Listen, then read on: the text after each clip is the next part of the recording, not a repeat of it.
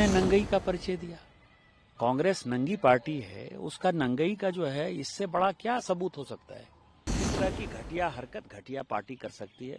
जनता कांग्रेस से विमुख हो चुकी है। आजकल जो राहुल गांधी जी बकवास कर रहे हैं वो उसी का फ्रस्ट्रेशन है। उनको लगता है कि कहीं मैं पार्लियामेंट से नहीं निकाल दिया जाऊं। हम तो गांव के आदमी हैं, तो गांव में जब कीड़े मकोड़े को जब अंतिम समय उनका निकट आता है तो वो आग की तरफ भागता है। तो राहुल गांधी जी को वही आप समझ सकते हैं। कांग्रेस के जो यूथ अध्यक्ष है उसको गिरफ्तार भी किया गया, लेकिन कई सारे तर्क दिए जा रहे हैं कि किस तरीके से लोकतंत्र में प्रोटेस्ट करना कहां से गलत हो गया, ये आजादी छीनी जा रही है, बहुत सारे आरोप लग रहे हैं। किस प्रकार की आजादी? ये आर्टिफिशियल इंटेलिजेंस का नेतृत्व माननीय प्रधानमंत्री जी ने किया और फ्रांस से ज्यादा सक्सेसफुल रहा। 91 कंट्री उसके सिग्नेटरी हुए। जो रिजोल्यूशन पास होना था पूरी दुनिया आई, सुंदर पिचई से लेकर हॉल्टमैन तक, कोई ऐसा आदमी नहीं है जो नहीं आया। इसके लिए जश्न मनाना था। आपने क्या किया? आपने जो है अपने नंगई का परिचय दिया। कांग्रेस नंगी पार्टी है, उसका नंगई का जो है इससे बड़ा क्या सबूत हो सकता है। तो आज हमारा जब मीटिंग हुई, स्टार्ट हुई, तो भारतीय जनता पार्टी के एक सीनियर मेंबर हैं अमरपाल मौर्य, उन्होंने उठते ही कहा कि सबसे पहले इसके ऊपर चर्चा हो जानी चाहिए। कार्तिकेय शर्मा साहब हैं हमारे मेंबर, इन लोगों ने जो है इसके ऊपर इंसिस्ट किया और फाइनली हमने रिजोल्यूशन पास किया। रिजोल्यूशन में जो विपक्ष के लोग थे, जो बाहर अपना अलग चेहरा दिखाते हैं, अंदर उनका एक अलग चेहरा दिखा।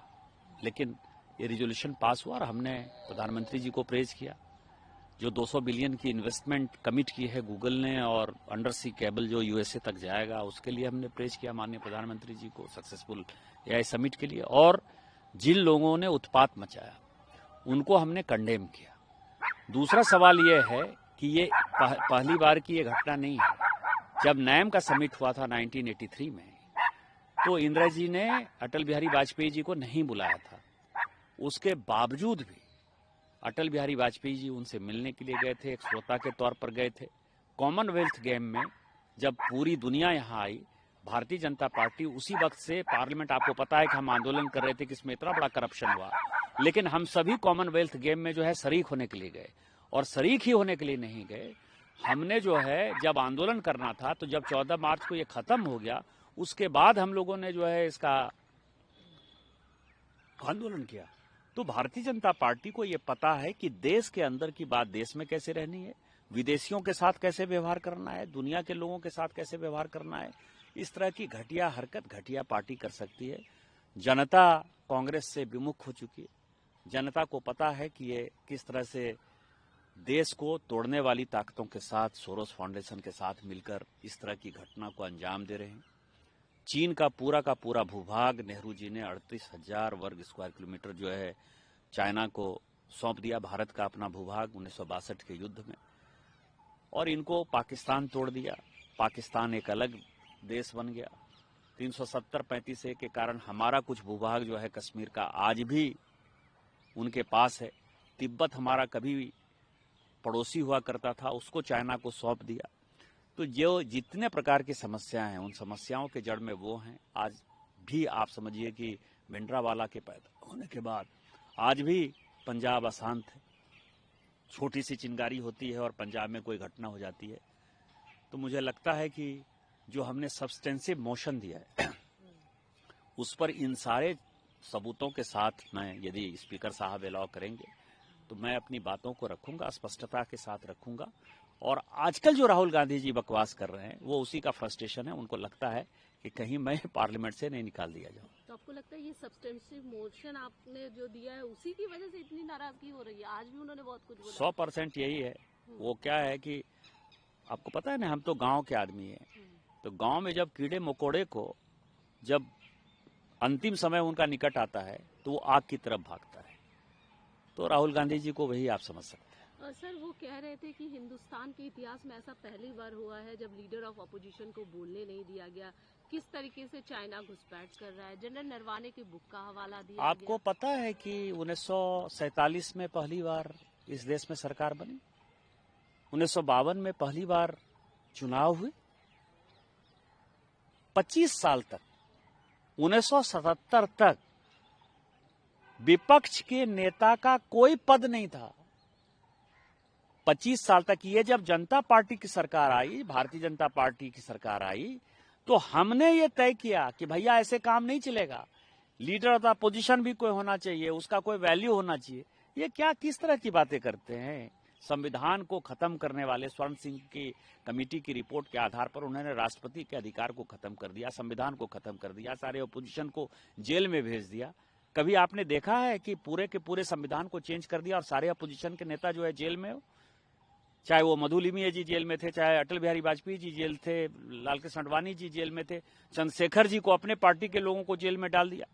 आप देखिए ना, हेमवती नंदन बहुगुणा हो, जगजीवन राम हो, सभी तो उनसे लड़ते रहे। कामराज का क्या हाल किया, निजी लिखवा का क्या हालचाल किया, मतलब आप सोच नहीं सकते हैं ये क्या बात करेंगे।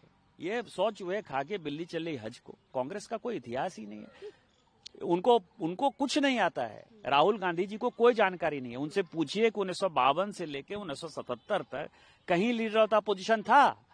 लीडर ऑफ द अपोजिशन तो भारतीय जनता पार्टी ने दिया। आज जिसके बारे में आप चिल्ला रहे हो, इसीलिए उनकी बकवास का कोई अर्थ नहीं है। एक महत्वपूर्ण सवाल सर, कह रहे थे कि प्रधानमंत्री लगातार इनका ये नारा भी रहा है, अपने होर्डिंग में भी लगा रहे, पीएम कॉम्प्रोमाइज, पीएम ने देश को बोझ दिया, यूएस के साथ ट्रेड डील की, पार्लियामेंट में इसीलिए कि खुद कॉम्प्रोमाइज्ड है ना। सोरोस फाउंडेशन, यूएसएड और फोर्ड फाउंडेशन के दलाल बैठे हुए हैं सैम पित्रोदा। आप ये बताइए कि गांधी परिवार का इनकम का स्रोत क्या है? और ये रोज जो जाते हैं, कभी वियतनाम जाते हैं, कंबोडिया जाते हैं, फिलीपींस जाते हैं, यूएस जाते हैं, यूके जाते हैं, इनके यात्रा का खर्चा कौन देता है? और यदि सैम पित्रोदा देते हैं तो वो फाउंडेशन देता है, तो वो फाउंडेशन देता है तो आप कॉम्प्रोमाइज्ड है ना। वहीं से आकर कोई अलग एजेंडा बनाते हैं। कभी इलेक्शन कमीशन के ऊपर क्वेश्चन है, कभी आर्मी के ऊपर क्वेश्चन है, कभी लोकतंत्र के ऊपर क्वेश्चन है, कभी लोकसभा के ऊपर क्वेश्चन है, कभी अग्निवीर के ऊपर क्वेश्चन है। कभी आपने देखा कि सेना के ऊपर कभी कोई चर्चा हुई इस देश में? लेकिन रोज वो चर्चा करते हैं। हमने चर्चा किया कि आपके पास गोली बारूद नहीं है। जब हम सत्ता में आए 2014 में, उसके पहले सीएजी की रिपोर्ट है कि भारत की सेना के पास 4 दिन का भी गोला बारूद नहीं मौजूद है। क्या हमने इसको पार्लियामेंट में क्वेश्चन उठाया? क्या हमने इसके ऊपर क्वेश्चन किया? हम व्यक्तिगत तौर पर जब प्रधानमंत्री जी से मिलते थे तो ये बातें करते थे। ये देश को खत्म कर देना चाहते हैं। कांग्रेस पार्टी अपनी अंतिम लड़ाई लड़ रहा है और 2029 के बाद कांग्रेस का कोई अस्तित्व नहीं बचेगा। ये कह रहे कि एप्स्टीन फाइल के लिए जवाब नहीं है, अडानी का किस चीज का? आप डिपार्टमेंट ऑफ जस्टिस ने पूरा रिलीज किया है कि कौन कौन लोग, महत्वपूर्ण लोग या छोटे लोग, बड़े लोग उसमें शामिल थे। उसमें भारत का एक भी आदमी का नाम नहीं। एक अंतिम सवाल सर, आपसे भी काफी नाराज हुए, आपने जो तथ्य उठाए पार्लियामेंट में, उन्होंने लगातार कांग्रेस की तरफ से कहा गया कि इस तरीके के जो शब्दों का प्रयोग किया गया, तथ्यों का प्रयोग किया गया, बिल्कुल गलत था। प्रोटेस्ट भी हुआ, आप कैसे देखते, क्या कहेंगे? वो मेरे राजा नहीं है, क्योंकि राजतंत्र खत्म हो गया। मैं भारतीय जनता पार्टी में हूँ तो स्वाभाविक तौर पर मेरे नेता नहीं है। देश के प्रधानमंत्री माननीय मोदी जी हैं तो प्रधानमंत्री नहीं है। तो मेरी रिस्पॉन्सिबिलिटी राहुल गांधी जी के प्रति है कि मेरी रिस्पॉन्सिबिलिटी माननीय प्रधानमंत्री जी के प्रति, भारतीय जनता पार्टी के प्रति और इस देश के प्रति है। इसलिए राहुल गांधी नाराज हो जाए, कांग्रेस नाराज हो जाए, नाराज होने से क्या होता है?